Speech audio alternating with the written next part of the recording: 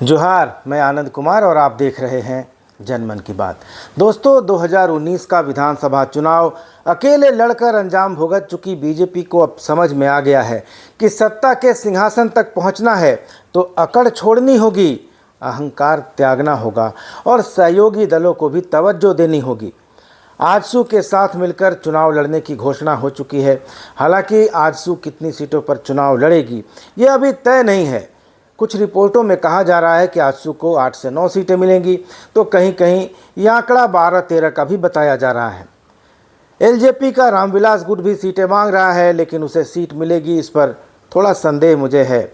2014 में बीजेपी ने उसके लिए संथाल परगना की शिकारीपाड़ा सीट छोड़ी थी। चिराग पासवान ने अगर इस बार ज़्यादा हल्ला गुल्ला मचाया तो शिकारीपाड़ा सीट एलजेपी रामविलास गुट को मिल सकती है। बाकी कहीं और उसको सीट बीजेपी देगी, इसकी संभावना बिल्कुल नहीं के बराबर मुझे लग रही है। वैसे झारखंड भाजपा के सह चुनाव प्रभारी हिमंता बिस्व शर्मा कह चुके हैं कि लोजपा रामविलास गुट के साथ चुनाव पर चर्चा पार्टी का आला कमान करेगा। लेकिन हिमंता बाबू ने एक महत्वपूर्ण बात और कही। उन्होंने कहा कि झारखंड में इस बार बीजेपी अपने सहयोगी दलों के साथ मिलकर चुनाव लड़ सकती है। इसके लिए जनता दल यूनाइटेड, आजसू और एलजेपी रामविलास गुट के साथ बैठक की जाएगी। उन्होंने कहा कि जनता दल यूनाइटेड और आजसू से हम लोग यानी झारखंड के लिए जो लोग जिम्मेदार हैं वे लोग बात करेंगे, यानी झारखंड के प्रभारी लक्ष्मीकांत वाजपेयी, चुनाव प्रभारी शिवराज सिंह चौहान और सह प्रभारी हिमंता बिस्व शर्मा के साथ प्रदेश अध्यक्ष बाबूलाल मरांडी, नेता प्रतिपक्ष अमर बावरी आदि बात करेंगे। अर्जुन मुंडा को भी इसमें रखा जा सकता है। सुदेश महतो के साथ अर्जुन मुंडा के रिश्ते पहले से काफ़ी अच्छे रहे हैं, लेकिन लोजपा रामविलास से चर्चा आला कमान करेगा, ऐसा हिमंता बाबू ने कहा है। उन्होंने कहा कि वह हमारे अधिकार क्षेत्र में नहीं है और हिमंता बिस्व शर्मा पहले भी कह चुके हैं कि उनकी और शिवराज सिंह चौहान की सरयू राय से भी बातचीत हुई है।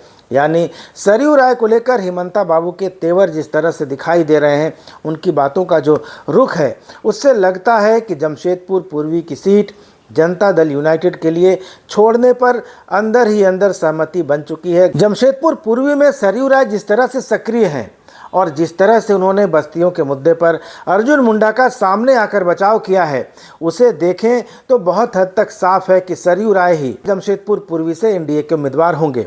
दरअसल कांग्रेस के राष्ट्रीय प्रवक्ता डॉक्टर अजय कुमार ने जमशेदपुर के भुइयाडीह में 2 बस्तियों के 150 घरों को तोड़ने की नोटिस पर एक आरोप लगाया था कि तत्कालीन केंद्रीय मंत्री अर्जुन मुंडा ने अतिक्रमण करके अवैध ढंग से बसी बस्तियों के खिलाफ नेशनल ग्रीन ट्रिब्यूनल में शिकायत की थी। सरयू राय ने इस मामले को जानते हुए भी इसका खुलासा नहीं किया। यह भूमाफिया या कॉरपोरेट को मदद करने की साजिश थी, यह अजय कुमार का आरोप था।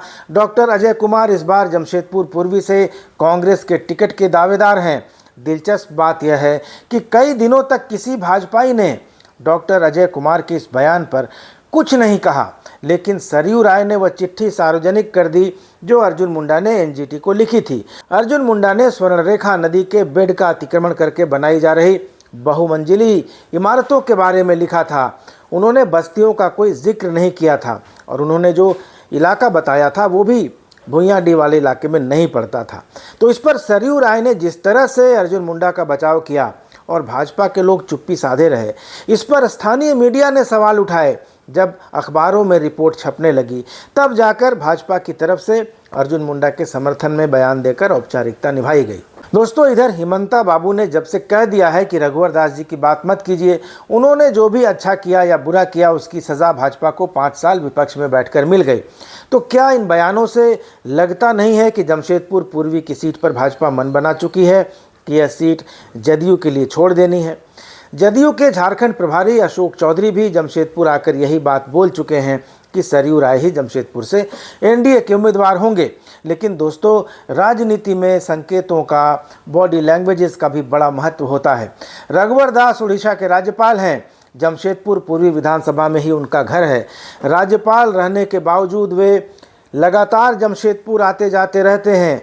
महीने में कम से कम 2-3 चक्कर तो उनके लग ही जाते हैं। लेकिन आज एक ख़ास बात हुई। इसके पहले जब भी रघुवर दास जमशेदपुर आते थे तो उनका स्वागत महानगर भाजपा के लोग करते थे।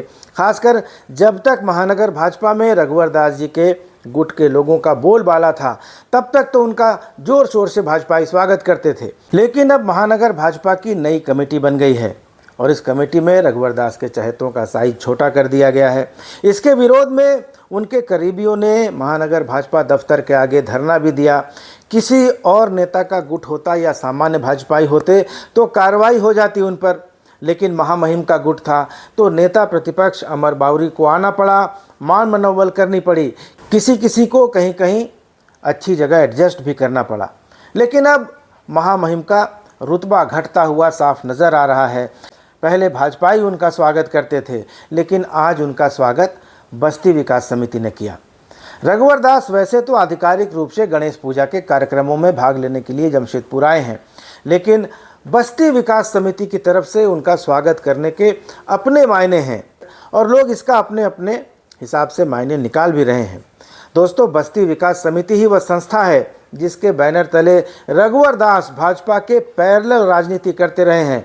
भाजपा में अगर कोई दूसरा गुट भी हावी होता रहा तो वे बस्ती विकास समिति के माध्यम से अपनी ताकत दिखाते रहे और बस्ती विकास समिति में उनके करीबी और उनके गुट के भाजपा नेता ही ज़्यादा रहे। तो जब भाजपा में रघुवर दास जी के लोग रहते हैं तो भाजपाई उनका स्वागत करते हैं। जब जमशेदपुर के संगठन पर उनकी पकड़ कमज़ोर पड़ती है तो बस्ती विकास समिति आगे आ जाती है। तो अब रघुवर जी की ही संस्था उनका स्वागत कर रही है।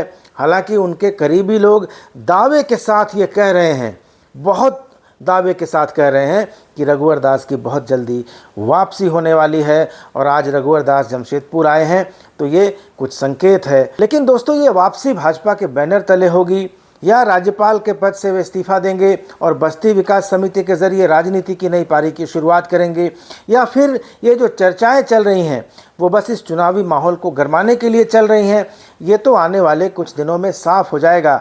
लेकिन इतना तय है कि अगर रघुवर दास की इस चुनाव में वापसी नहीं हुई तो फिर उनका राजनीतिक कैरियर तो ख़त्म ही हो जाएगा, क्योंकि अगला चुनाव 5 साल के बाद होगा और तब तक रघुवर दास जी की उम्र भी 75 साल के आसपास हो जाएगी। लेकिन अभी फ़िलहाल तो सरयू राय ने जदयू में आकर जो आखिरी पत्ता खेला है वह कामयाब होता हुआ दिखाई दे रहा है। वैसे झारखंड में बीजेपी और जेडीयू के बीच काफ़ी समय से बातचीत हो रही है, अभी तक कोई फाइनल रिजल्ट नहीं आया है, लेकिन जनता दल यूनाइटेड के लिए सरयू राय वाली एक सीट लगभग तय है, जैसा हेमंता बाबू की बातों से लग रहा है। दोस्तों, अब आते हैं आजसू पर।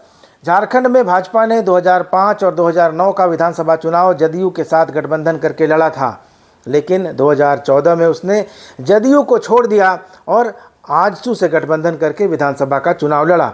2019 और 2024 के लोकसभा चुनाव में भी आजसू और बीजेपी का गठबंधन था। आजसू दोनों बार गिरिडीह की सीट जीतने में सफल रही, लेकिन 2019 के विधानसभा चुनाव में भारतीय जनता पार्टी और आजसू का गठबंधन टूट गया था। हालांकि भाजपा ने सिल्ली सीट पर सुदेश महतो के खिलाफ प्रत्याशी नहीं उतारा था, लेकिन गठबंधन नहीं होने का नुकसान दोनों ही पार्टियों को हुआ था। भाजपा सत्ता से बाहर हो गई थी और नतीजा यह हुआ कि रघुवर दास को झारखंड की राजनीति से बाहर का रास्ता दिखा दिया गया और उनको उड़ीसा का राज्यपाल बनाकर भेज दिया गया। इस बार भाजपा और आजसू दोनों का रुख फ्लेक्सिबल है, लचीला है, तो अब देखना है कि कितनी सीटों पर सहमति बनती है। इसके अलावा एक सीट पलामू में हुसैनाबाद की सीट है, जहां से एनसीपी के कमलेश सिंह विधायक हैं। एनसीपी के अजीत पवार गुट के वे हैं और उनके खिलाफ भी पिछले चुनाव में 2019 में भाजपा ने कैंडिडेट नहीं उतारा था। तो अगर आजसू को अधिकतम 13, जदयू को 2, लोजपा और एनसीपी को एक एक सीट भी दी जाती है तो भाजपा के पास लड़ने के लिए 68 सीटें बचेंगी। आजसू को अगर 13 से कम सीटें मिलती हैं और जदयू को सिर्फ एक सरयू राय के लिए सीट मिलती है और लोजपा को कोई सीट नहीं मिलती है तो भाजपा 70 के आसपास सीटों पर चुनाव लड़ सकती है। 70 सीटों के हिसाब से अकेले दम पर बहुमत लाने के लिए भाजपा को 60% का स्ट्राइक रेट रखना होगा, जो आज तक भाजपा नहीं कर पाई है। भाजपा का सबसे बेहतरीन प्रदर्शन 2014 का विधानसभा चुनाव है, जब उसको 37 सीटें मिली थीं और उसके सहयोगी आजसू को 5 सीटें मिली थीं और दोनों मिलकर बहुमत पा गए थे। दोस्तों, 2014 के चुनाव की खास बात यह रही थी कि भाजपा के सर्वश्रेष्ठ प्रदर्शन के बावजूद इसी कालखंड में मुख्यमंत्री रहे और भाजपा के चुनाव प्रचार की कमान संभालने वाले अर्जुन मुंडा खुद चुनाव हार गए थे। यही नहीं, उनकी सरकार में डिप्टी सीएम रहे आजसू के सुप्रीमो सुदेश महतो को भी हार का सामना करना पड़ा था। और इस चुनाव के 6 महीने पहले देश में मोदी और अमित शाह के युग का आरंभ हो चुका था। ऐसी स्थिति में भाजपा ने झारखंड को रघुवर दास के रूप में पहला गैर आदिवासी मुख्यमंत्री दिया, लेकिन 5 साल के बाद भाजपा को सत्ता गंवानी पड़ी। यही बात हिमंता बिश्व शर्मा कह रहे हैं कि रघुवर दास ने जो भी किया, चाहे अच्छा किया या बुरा किया, जनता ने उसकी सजा बीजेपी को दे दी। 5 साल विपक्ष में बैठना पड़ा। अब रघुवर दास जी की बात मत कीजिए, अब हेमंत सोरेन को 5 साल कैसे विपक्ष में बैठाना है उसकी बात कीजिए। तो एक तरफ हिमंता बिश्व शर्मा ये बात कह रहे हैं और दूसरी तरफ रघुवर दास के समर्थक जिस आत्मविश्वास के साथ उनकी वापसी का दावा कर रहे हैं, वह कुछ और संकेत दे रहा है। लेकिन चंपाई सोरेन के आने के बाद कोल्हान में भाजपा के पास 3 पूर्व मुख्यमंत्री हो गए हैं। अगर रघुवर दास की वापसी हो जाती है तो भाजपा के पास पूर्व मुख्यमंत्रियों की संख्या 4 हो जाएगी अकेले कोल्हान में। तो आगे क्या होगा ये तो समय बताएगा, लेकिन फिलहाल तो कोल्हान ही झारखंड का असली कुरुक्षेत्र बनेगा। पिछली बार सरयू राय ने मैदान और महफिल दोनों लूट ली थी, लेकिन इस बार निगाहें चंपई सोरेन की ओर हैं। रघुवर दास की वापसी होगी तो चुनावी माहौल और दिलचस्प हो जाएगा और 2024 का चुनावी समर बेहद दिलचस्प होने जा रहा है। पिछली बार रघुवर दास और सरयू राय आमने सामने थे, विरोधी थे। इस बार सरयू राय भी एनडीए के फोल्डर में हैं। अगर जदयू के साथ सीटों का समझौता होता है तो सरयू राय एक बड़े दावेदार होंगे जमशेदपुर पूर्वी की सीट पर, और अगर रघुवर दास भी आ जाते हैं तो ये सीट एडजस्टमेंट कैसे होगा, कैसे चुनाव लड़ा जाएगा, ये सब भाजपा का आलाकमान तय करेगा। लेकिन दोस्तों, जो भी होगा 2024 का चुनावी समर झारखंड में बेहद दिलचस्प होने जा रहा है। रोज़ कुछ न कुछ घटता आपको दिखाई देगा, रोज़ कुछ न कुछ नया होता दिखाई देगा, रोज़ नए समीकरण बनेंगे, रोज़ कुछ समीकरण बदलेंगे और मैं आपको हाल बताता रहूँगा। आप मेरे साथ बने रहिए, जनमन की बात देखते रहिए। चैनल को अभी तक आपने सब्सक्राइब नहीं किया है तो सब्सक्राइब कर लीजिए। अगले वीडियो में मिलेंगे, तब तक इजाज़त दीजिए। धन्यवाद, नमस्कार।